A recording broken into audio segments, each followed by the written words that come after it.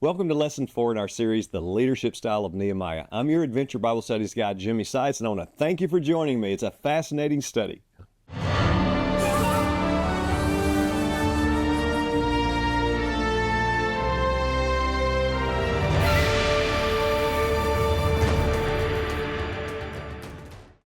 If you're just tuning into this series, back up and watch the previous lesson. It's a great rundown of the historical context of where we are, and it's incredible. But for today, I'm just going to jump right in. We're diving in for the deep end. We're going to pick up from that cliffhanger that we left off on last time. So we have the cupbearer, Nehemiah, a well-trusted servant to the king Artaxerxes, but he's a servant. He's a slave nonetheless. He's just got a report that his homeland is in shambles. He's wept, mourned, fasted, prayed, all upon hearing this report from his brother. So he's a pretty sad guy. And he's so sad that it's obvious to the king, and the king calls him out on it. Why are you sad when you're not sick? This is nothing but sadness of heart. Now, despite his intense fear, Nehemiah tells the king what's troubling him, and then the unthinkable happens. A once-in-a-lifetime opportunity happens, a miracle. The king says, "What's your request?" Well, here's how Nehemiah responds. "So I prayed to the God of the heavens and answered the king." And this must have been a very silent prayer, because I don't imagine Nehemiah saying, "Well, king, I'll tell you what, let me do some praying about that and I'll get back with you." He didn't have that option, did he? You don't do that with kings. He would lose his audience immediately, and that would not have gone well for him. So what I think we have going on here is what I call a breath prayer. And we're going to study that more when we get to a prayer series later on this channel. I have two breath prayers that I say often whenever I'm out filming one of our television shows, and let's say I'm on a bow hunt where I draw on an animal, maybe it's a buck or whatever it is, and I get to full draw. I usually, but not always, will say this: "Lord, guide this arrow." It's 4 words. Lord, guide this arrow. I mean, there it goes. That's a breath prayer. He doesn't always give an answer to that prayer with a yes, but many times he has. Now, the other prayer that I'll say that's a breath prayer, it's very common in my life, is when I get up to speak. So whether it's a coliseum or a stadium or a church or a school, wherever it is, it doesn't matter. Before I get up and speak, I usually, but not always, will say this prayer: "Lord, please don't let me mess this up." Now, those are breath prayers, okay? Both of those prayers have a whole lot bigger prayers connected to them, right? And actions as well. There may be times of intense prayer about that very topic or about that very event, and now you're just kind of bringing up the breath prayer as a PS to the big old long prayers you've already been saying about it. That's the case for Nehemiah, because what did it say that he had already done when he'd heard about the destruction of Jerusalem and how bad it was? Well, he wept and he mourned and he fasted and he prayed, and he did this over several days. So this breath prayer is like a Cliff Notes version of what he's already been praying for days back at his house. It's like a knee-jerk reaction. You know, it's kind of an automatic muscle memory. He had already been in prayer, and he's ready for this situation, even though he wasn't anticipating a question from the king. I think it's really fascinating to connect those dots. I imagine that Nehemiah at that moment was doing what probably everyone did when they were asked questions of the king. They were very slow to speak. They took a big, deep breath. Maybe they closed their eyes because they're forming their words, which is a show of respect, by the way. And then he answered. Nehemiah said this: "If you're willing, please send me to Jerusalem so that I may rebuild it." This is one of the leadership formulas that comes from Nehemiah. First of all, you pray. And by the way, that prayer is a really big prayer, isn't it? First is big prayer time, the fasting time, the day's worth of deep thoughts, the mourning, the heart-rending, all of that stuff. Then the breath prayer follows. You pray all of that so that you can then do what? Answer. Once you answer, then what do? Take action. So here's the leadership formula that we see emerging from the text. Pray, answer, take action. The king then asks another question. How long will it take, and when will you return? He evidently liked Nehemiah, because the next part says, "So I gave him a definite time, and it pleased the king to send me." Nehemiah's answer shows 3 things about him. Number 1, he was prepared in advance for this question. He had a specific response. For those of you who sell, and I sell things as well. I have to market our television show to sponsors. And I have to convince these sponsors they need to spend big money to come and sponsor our show for a year. I'm a salesman. Some of you are too. And you know when you make a presentation, you got to fit it within the boundaries of time, don't you? And the parameters of whatever they're expecting. You can't take more than about 7 minutes really to lay out a presentation in the very, very best way. If you can get it down to 4 minutes, that's even better. And some people can't seem to see things well, so you need a model or a video to show them, to help them visualize it. So you got to be prepared in that way. You know, some can envision it fine, but a lot of people can't. So you got to be able to read between those two, right? Either way, you have to get your presentation down right.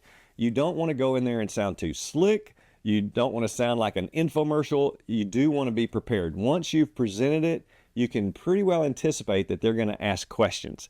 They're going to want to clarify this or that. And so you better have thought it through and anticipated every single question that could ever be asked. And you better have the answer ready to go. That's your moment. You have their attention right then. And if you don't finish that thing and close that deal right there, when you walk out, it's about 50% likely it's not going to happen. It gets worse every day that passes as far as the percentage of closing that sale.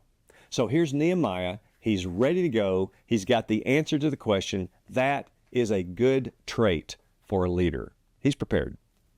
Number 2, the next thing his response does is reflect his faith in God, because it would take a miracle to accomplish what he says was going to be done in the amount of time that he's allotted. He knew it was going to take an absolute miracle from God to get the task done in that time frame. So he has faith. Number 3, it reflects his loyalty to the king in his promise to return to him after the completion of the project. He gave his word, and if he didn't keep that word, he's in deep trouble. So the king was receptive because of that. It pleased the king to send Nehemiah. When you get someone to the point that they are pleased in you, that they're pleased in your preparation, that they're pleased in your demeanor, they're pleased in how much you've thought through this already, and you've even come with answers to the dilemma or whatever you're facing, that's a good situation for you to be in. I've asked myself why the king did this. Why did this please the king so much? Did he profit from having Jerusalem restored and placed back into a position of power in the region run by local people? I mean, might this even put his kingdom at risk in the region? Why would it please him to have this exile return to a foreigner's country, rebuild the capital city that could someday turn around and fight him?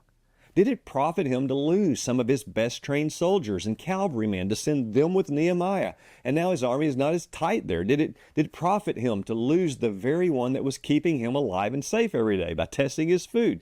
Now he's got to replace Nehemiah. Who's he going to trust to do with that? Can he trust the next person as much as he does Nehemiah? I mean, he had no profit whatsoever from this, yet he did it anyway. We're going to find out later that he even took all of the gold and sent it back to the temple, the gold that had been taken from the temple in the first place. How in the world did this king come to the conclusion that he was displeased to do this? Well, I believe that God was in the process.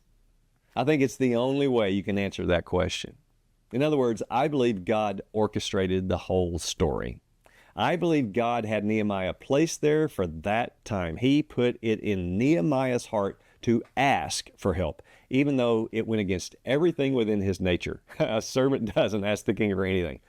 I think he put it in Nehemiah to be so sad that he couldn't hide it, because that's what we try to do when we're sad, right? Oh, everything's fine, but it's really not. He also opened the eyes of the king to see through the facade of Nehemiah, to see the sadness that was really on the inside of his cupbearer. He softened the king's heart to want to help, even at no reward to that king. See, that's how God operates. He uses human beings in their various positions of life, and he brings them together to accomplish his will. That's cool. I'm praying right now that God will be raising some men and some women, some boys, some girls, that we will be able to do his will in Washington, D.C., on behalf of our country and in our states and in our cities. And I'm praying that he'll raise us up to do his will in our homes and in our churches. We need that, don't we?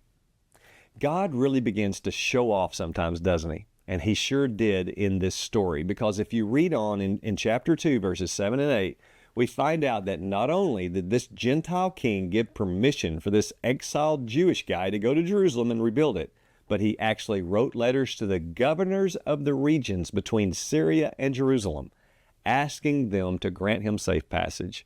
He even sent his army with him. He sent a regiment of his own soldiers and horsemen to escort Nehemiah, keep him safe. He also sent a letter to this man that had all of the trees and the wood, his keeper of the forest, so that he would provide wood to Nehemiah to complete the project. So you see, the king was wise, and he invested in this, and he had been growing his forest so that he would always have plenty of wood for his commerce. So what did he do? He sends a letter saying, hey, cut a bunch of my own forest down. Let this exile guy have it so he can rebuild the city that someday may rise up against me. You see how outlandish this is, don't you? That's God moving in hearts. If you're on a mission for God, and if you're out to do something awesome, and if you're out to build something that's going to affect the world in a really positive way, or whatever it is that you're wanting to do, and you're up against evil when you're standing for righteousness, don't you ever, ever believe that any human being, no matter what their power, what their stature, not what their status is, don't you ever believe that they can stop you.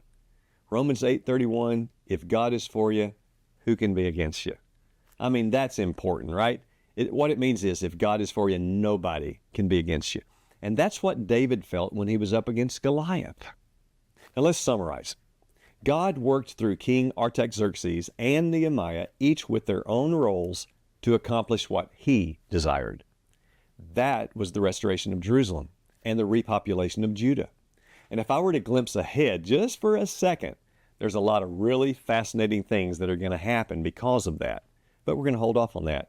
We're going to really analyze these actions and leadership traits of Nehemiah in the next lesson, because that beautiful bullet list of leadership traits begins to really emerge as we jump into the next lesson. Things that are so applicable to our lives today.